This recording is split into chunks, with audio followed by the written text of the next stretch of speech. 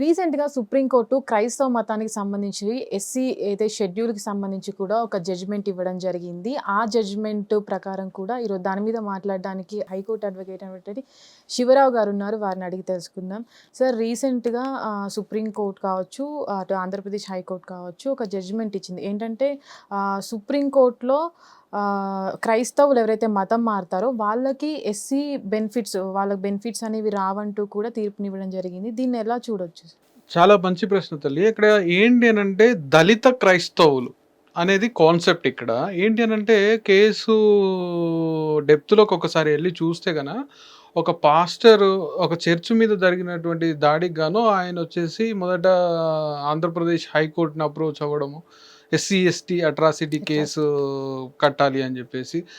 అప్పుడు ఆ court Andhra Pradesh high court ఏంటి అనంటే నిరాకరించడము. దాన్ని సమర్థిస్తూ అంటే ఎట్లా అంటే ఒక్కసారి ఒక హిందూ దళితుడు క్రైస్తవునిగా మారినప్పుడు తన యొక్క దళిత బెనిఫిట్స్ కోల్పోతాడు అని చెప్పేసి ఆంధ్రప్రదేశ్ ఇచ్చినటువంటి ఏదైతే తీర్పు ఉందో ఆ తీర్పుని సుప్రీంకోర్టు సమర్థించడం జరిగిందమ్మా. అయితే ఇక్కడ ఏంటి అని అంటే సుప్రీంకోర్టు ఏమీ కొత్తగా ఇచ్చినటువంటి జడ్జిమెంట్ కాదు ఇది. అంటే మనకి కొత్తగా తెలుసు. అలానే ఆంధ్రప్రదేశ్ హైకోర్టు కూడా ఎక్కడో లేనిది క్రియేట్ చేసి పెట్టింది కూడా కాదమ్మా. ఇక్కడ ఏంటి అని అంటే నిజమైన దళితులకి న్యాయం జరగాలి అని చెప్పేసి చట్టం చెప్తా ఉన్నది. వింటారు కదా, నిజమైన దళితులకి న్యాయం జరగాలి. క్రైస్తవంలో దళితులు లేరు. మరి అంటే దళితులు ఎక్కడున్నారు? హిందూ మతంలో ఉన్నారు. సో హిందూ మతంలో ఉన్నటువంటి దళితులే నిజమైన దళితులు.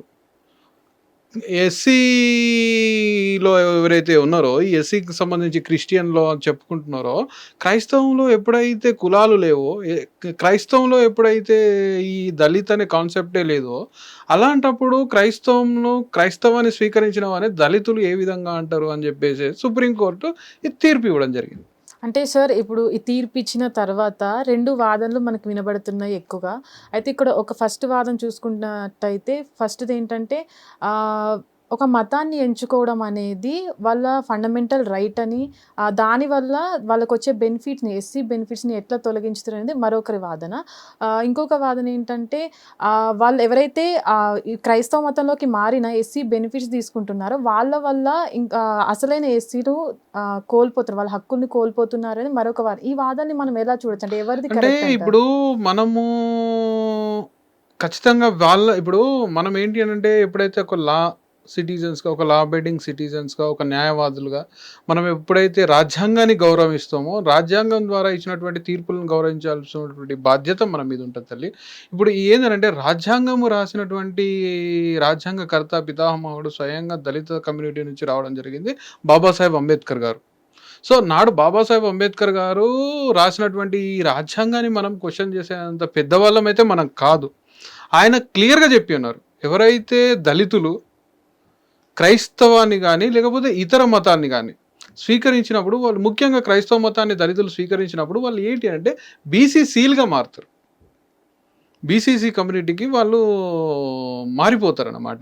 సో వాళ్ళకు ఉన్నటువంటి ఆ హిందూ అనేటువంటి ట్యాగ్ తొలగిపోతుంది. అప్పుడు ఏంటి అంటే క్రైస్తవులు అనేటువంటి ట్యాగ్ వస్తుంది. అయితే ఇక్కడ కొంతమంది వాదన ఎలా ఉంది అని అంటే మనము డెప్త్గా చూస్తే కొంతమంది మేము క్రైస్తవులుగా మారినప్పటికీ మనకు మాల అని, మాది కానీ లేకపోతే ఇంకోటి అని చెప్పేసి మమ్మల్ని ఈ రోజుకి కూడా సమాజం చిన్న చూపు చూస్తూ ఉన్నది. మేము మతాన్ని మారినప్పటికీ కానీ సమాజంలో మా యొక్క స్టేటస్ మారతలేదు అని చెప్పేసి వాళ్ళు మాట్లాడుతూ ఉన్నారు. వాళ్ళను మనం తప్పుపట్టలేం.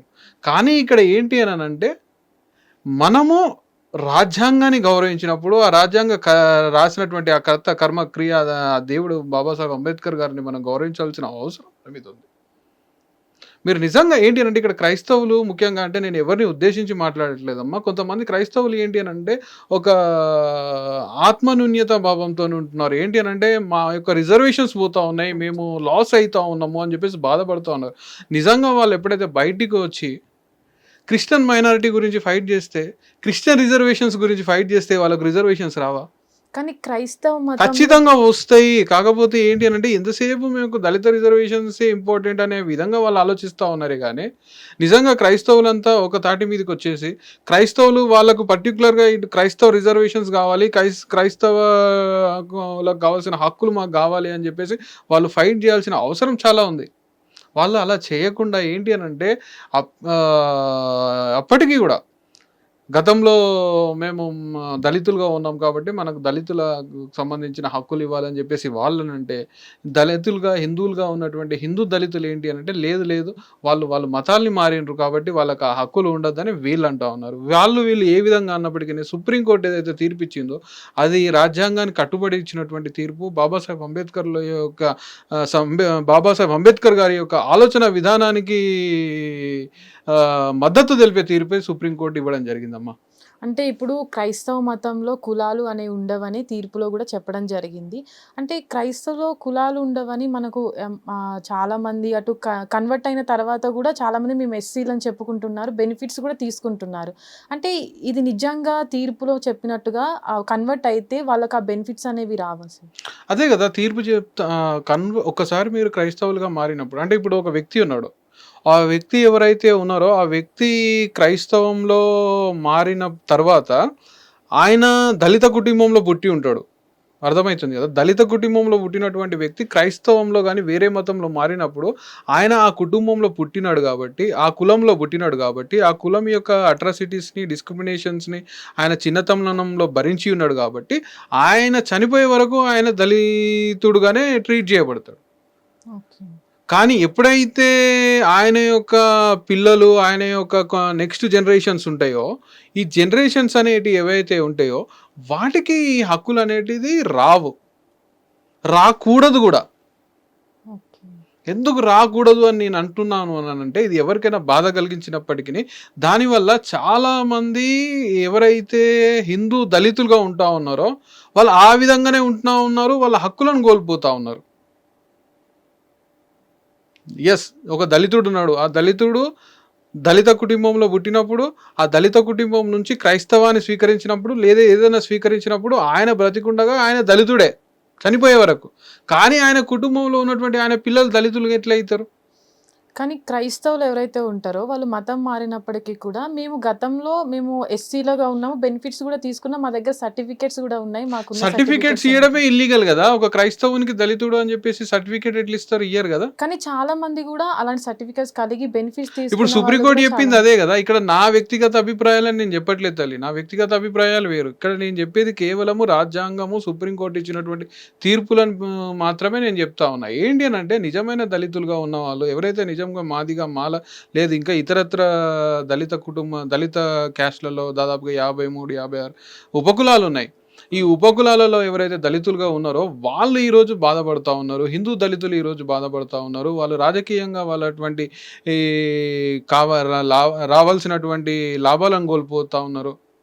ఆల్రెడీ ఒక డెవలప్డ్ కాస్ట్లో మీరు చలామణి అవుతూ ఒకవైపు, ఇంకోవైపు మీరు వచ్చేసి ఇటు అన్డెవలప్డ్ షెడ్యూల్డ్ కాస్ట్ యొక్క రిజర్వేషన్స్ని క్లెయిమ్ చేయడం తప్పు అని చెప్పేసి సుప్రీంకోర్టు చెప్తా ఉన్నది.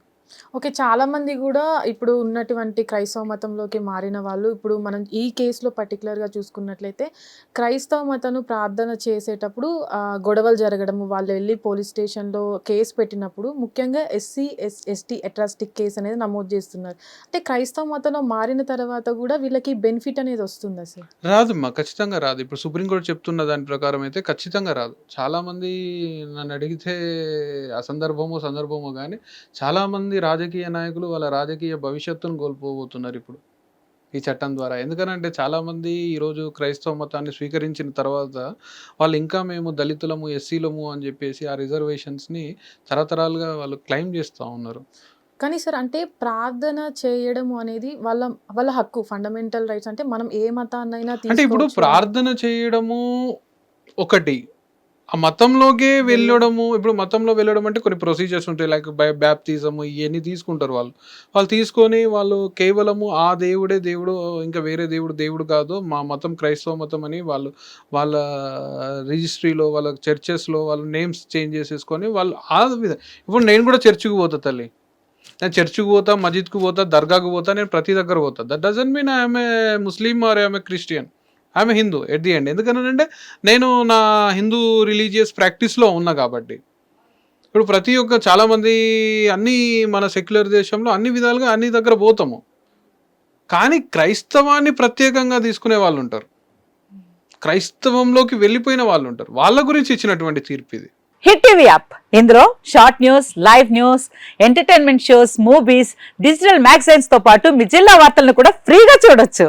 ఇంకెందుకు ఆలస్యం, వెంటనే హిట్ టీవీ యాప్ ని డౌన్లోడ్ చేసుకుని ఫ్రీగా ఎంటర్టైన్మెంట్ పొందండి. Hit TV app. Hit TV app. Please download Hit TV app. Hit TV యాప్ని ఫ్రీగా డౌన్లోడ్ చేసుకొని ఎంజాయ్ చేయండి. మీకు నచ్చిన ఎంటర్టైన్మెంట్ కోసం హిట్ టీవీ యాప్ ని ఫ్రీగా డౌన్లోడ్ చేసుకుని ఎంజాయ్ చేయండి. హిట్ టీవీ యాప్ని డౌన్లోడ్ చేసుకుని ఆస్వాదించండి, ఆశీర్వదించండి. ఇంతమంది సెలబ్రిటీలు హిట్ టీవీ యాప్ ని డౌన్లోడ్ చేసుకోండి అని చెప్తున్నారంటే ఎంత మంచి యాప్ ఆలోచించండి. అమెరికా అమెరికా అమెరికా అమెరికాలో చదవాలనుకునే వాళ్ళకి విశ్వసనీయమైన పేరు మన శౌర్య consultancy. UK Law 1 Year Masters. UK Law 1 Year Masters. 2 years work permit up to 5 years visa. Contact Saurya Consultancy. Contact 89851 89851.